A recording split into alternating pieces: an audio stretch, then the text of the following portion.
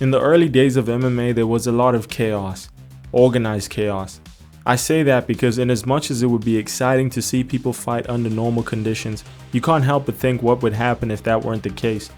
And that was UFC's very first ever fight when the 200-pound Jared Gordale went up against the 400-pound Taylor Tooley.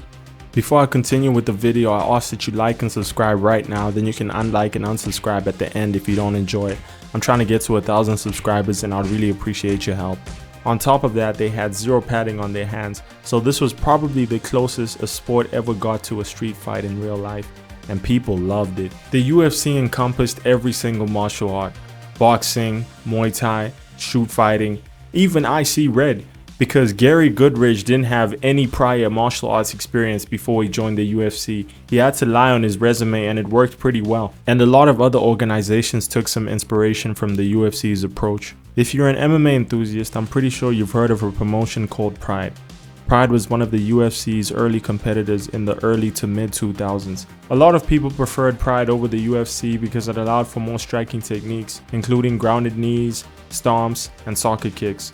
On top of that, they had the best fighters on their roster, that being Wanderlei Silva, Rampage Jackson, and Mark Coleman, just to name a few.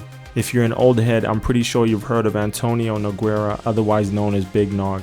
At the time, he was 16-1-1, and they set him up to fight Bob Sapp, who was 2-0. What Bob Sapp lacked in experience was made up for in his size, because he was 352 pounds standing at 6'5", whereas Big Nog was 230 pounds standing at 6'3".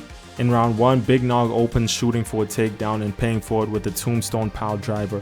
Big Nog was clearly not powerful enough to strike, and you can see it when he lands a 1-2 that just tickles Bob. Eventually Bob expended all his energy, then Big Nog started having success on the feet, landing a 1-2 then shooting for a takedown.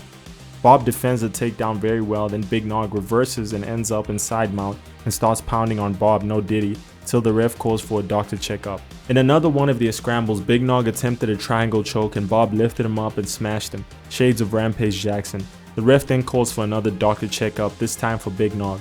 After taking punishment, Big Nog takes advantage of a fatigued Bob Sapp and gets a submission win via armbar in the second round. Bob Sapp did lose the fight, but I'm still in awe at the fact that he was able to do so much with such little experience. This just goes to say how important size is in a fight, because he came close to finishing it on multiple occasions.